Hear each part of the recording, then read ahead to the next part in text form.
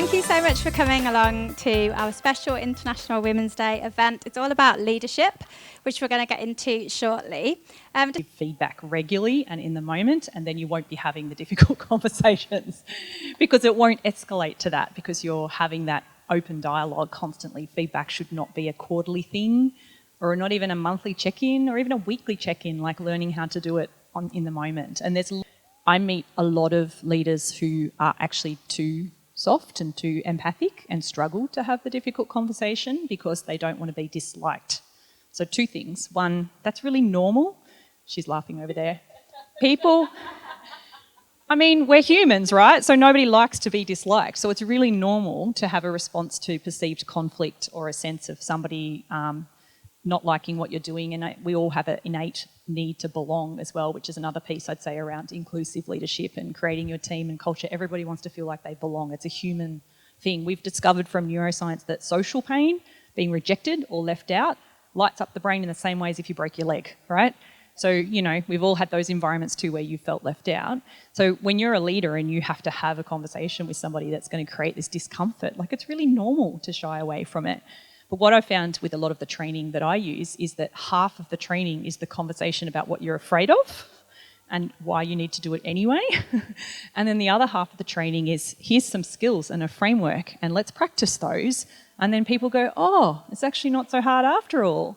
So if you've got the right intent and you care and you start with heart, to be a bit corny from one of the books I use, where you go in with the right intention and it's genuine, when you learn a model like this, you'll actually just execute it really well.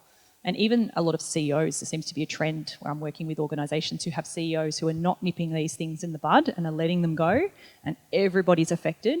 And those CEOs are beautiful people with great hearts, and I just want to get in there and teach them how to do this. And if they do it, they'll be able to do it really well. I think self-awareness is the foundation of good leadership. If you don't know what's driving your reactions and your behaviours and your responses, and you don't know how you're impacting on others, chances are you're not doing as good a job as you thought you were, which I'd recommend to anyone. It's about self-awareness and all the science behind it. It's by Tasha Eurich.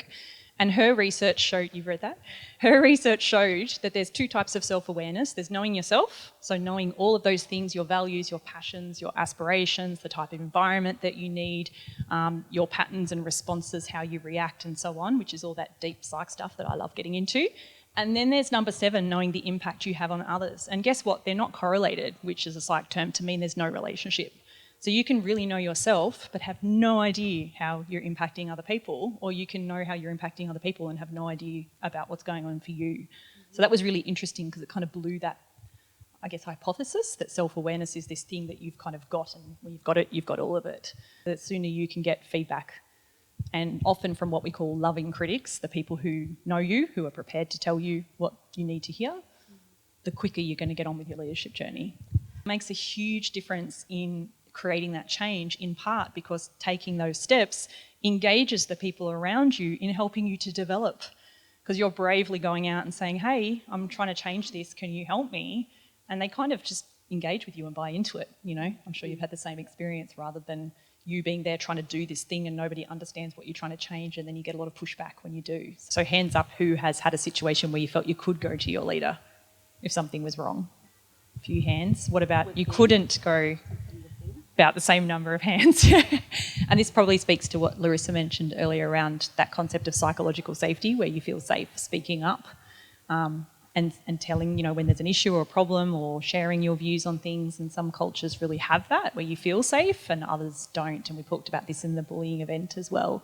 But I've had examples, like one last year, where nobody felt...